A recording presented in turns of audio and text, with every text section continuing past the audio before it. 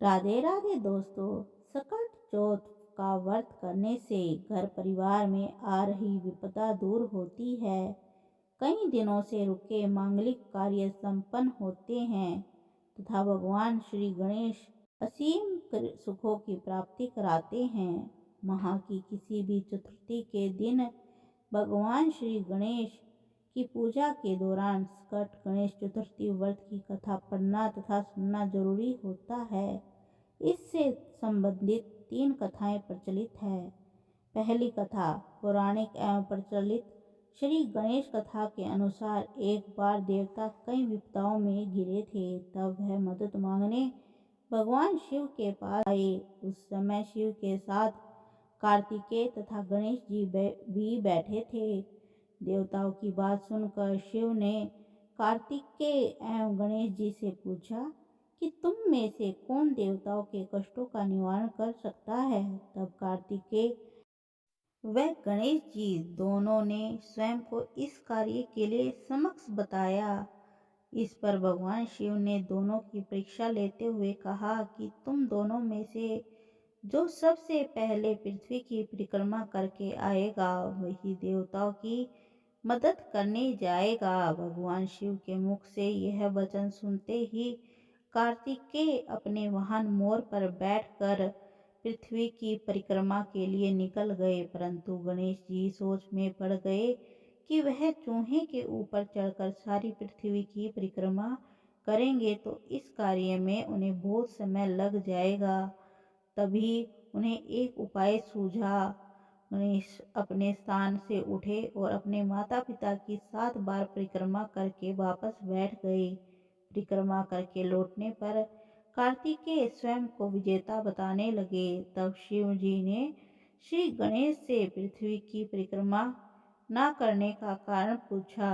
तब गणेश जी ने कहा, माता पिता के चरणों में ही समस्त लोक है। यह सुनकर भगवान शिव ने गणेश जी को देवताओं के संकट दूर करने की आज्ञा दी। इस प्रकार भगवान शिव ने गणेश जी को आशीर्वाद दिया कि चतुर्थी के दिन जो तुम्हारा पूजन करेगा और रात्रि में चंद्रमा को अर्घ्य देगा उसके तीनों ताप यानी दैहिक ताप, वैदिक ताप तथा भौतिक ताप दूर होंगे। इस व्रत को करने से व्रतधारी के सभी तरह के दुख दूर होंगे और उसे जीवन के भौतिक सुखों की प्राप्ति होगी। चारों तरफ से मनुष्य की सुख समृद्धि बढ़ेगी, पुत्र पौत्रादि धन ऐश्वर्य की कमी नहीं रहेगी। गणेश जी की दूसरी कथा एक समय की बात है। राजा हरिश्चंद्र के राज्य में एक कुम्हार था। वह मिट्टी के बर्तन बनाता लेकिन वे कच्चे रह जाते थे। एक पुजारी की सलाह पर उसने इस समस्या को दूर करने के लिए एक छोटे बालक को मिट्टी के बर्तनों के साथ आवे में डाल दिया। उस दिन सकट चतुर्थी का दिन था। उस बच्चे की माँ अपने बेटे के लिए परेशान थी। उसने गणेश जी से बेटे की कुशलता की प्रार्थना की। दूसरे दिन जब कुम्हार ने सुबह उठकर देखा तो आवे में उसके बर्तन तो पक गए थे लेकिन बच्चे का बाल बाका भी नहीं हुआ था। वह डर गया और राजा के दरबार में जाकर सारी घटना बताई। इसके बाद राजा ने उस बच्चे और उसकी माँ को बुलवाया तो माँ ने सभी तरह के विघ्नों को दूर करने वाली सकट चतुर्थी का वर्णन किया। इस घटना के बाद से महिलाएं संतान और परिवार के सौभाग्य के लिए सकट चौथ का व्रत करने लगी।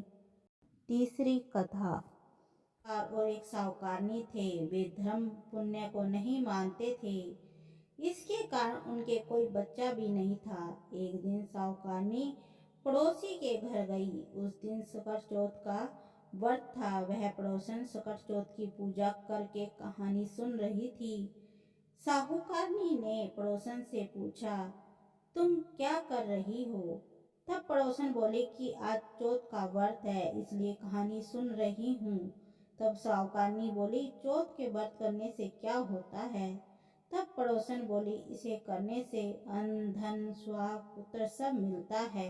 तब साहुकारनी ने कहा, यदि मेरा गर्भ रह जाए तो मैं 1.25 तिलकुट करूंगी और चौथ माता का व्रत करूंगी। श्री गणेश भगवान की कृपा से साहुकारनी के गर्भ रह गया तो वह बोली कि मेरे लड़का हो जाए तो मैं 2.5 तिलकुट करूंगी। कुछ दिन बाद उसके लड़का हो गया तो वह बोली कि हे चौथ भगवान, मेरे बेटे का विवाह हो जाएगा तो मैं 5.25 सेर का तिलकुट करूंगी। कुछ वर्षों के बाद उसके बेटे का विवाह तय हो गया और उसका बेटा विवाह करने के लिए चला गया, लेकिन उस साहुकारनी ने तिलकुट नहीं किया। इस कारण से चौथ देव क्रोधित हो गए और उन्होंने फेरों से उसके बेटे को उठाकर पीपल के पेड़ पर बिठा दिया। सभी वर को खोजने लगे पर वो नहीं मिला। हताश होकर सारे लोग अपने अपने घर लौट गए। इधर जिस लड़की से साहुकारनी के लड़के का विवाह होने वाला था वह अपनी सहेलियों के साथ गणगौर पूजन के लिए जंगल में दूब लेने गई। तभी रास्ते में पीपल के पेड़ से आवाज आई, ओ मेरी अर्धबिहाई। यह बात सुनकर जब लड़की घर आई उसके बाद से वह धीरे धीरे सूख कर काटा होने लगी। एक दिन लड़की की माँ ने कहा, मैं तुम्हें अच्छा खिलाती हूँ, अच्छा पहनाती हूँ, फिर भी तुम सूखती जा रही हो, ऐसा क्यों? तब लड़की अपनी माँ से बोली कि वह जब भी दूब लेने जंगल जाती है तो पीपल के पेड़ से एक आदमी बोलता है कि ओ मेरी अर्धबिहाई, उसने मेहंदी लगा रखी है और सेहरा भी बांध रखा है। तब उसकी माँ ने पीपल के पेड़ के पास जाकर देखा कि यह तो उसका जमाई है। तब उसकी माँ ने जमाई से कहा, यहाँ क्यों बैठा है? मेरी बेटी तो अर्धबिहाई कर दी और अब क्या लेगा? साहूकारनी का बेटा बोला, मेरी माँ ने सकट चौथ का तिलकुट बोला था लेकिन नहीं किया, इसलिए चौथ माता ने नाराज होकर मुझे यहाँ बैठा दिया। यह सुनकर उस लड़की की माँ साहूकारनी के घर गई और उससे पूछा कि तुमने सकट चौथ का कुछ बोला है क्या? तब साहूकारनी बोली, तिलकुट बोला था। उसके बाद साहूकारनी बोली, मेरा बेटा घर आ जाए तो 2.5 मन का तिलकुट करूंगी। इससे श्री गणेश भगवान प्रसन्न हो गए।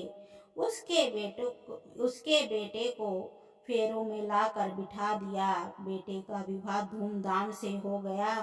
जब साहूकारनी के बेटा और बहू घर आ गए तब साहूकारनी ने 2.5 मन तिलकुट किया और बोली, हे चौथ देव, आपके आशीर्वाद से मेरा बेटा बहू घर आए हैं, जिससे मैं हमेशा तिलकुट का व्रत करूंगी।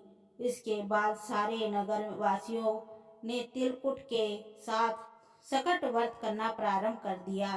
हे सकट माता, जिस तरह साहूकारनी को बेटे और बहू से मिलवाया वैसे हम सबको मिलवाना। इस कथा को कहने सुनने वालों का भला करना।